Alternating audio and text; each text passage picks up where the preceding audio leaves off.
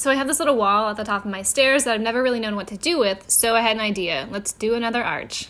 You guys gave me a ton of feedback on the last video, so I figured I would apply that to the new tutorial and show you the new method.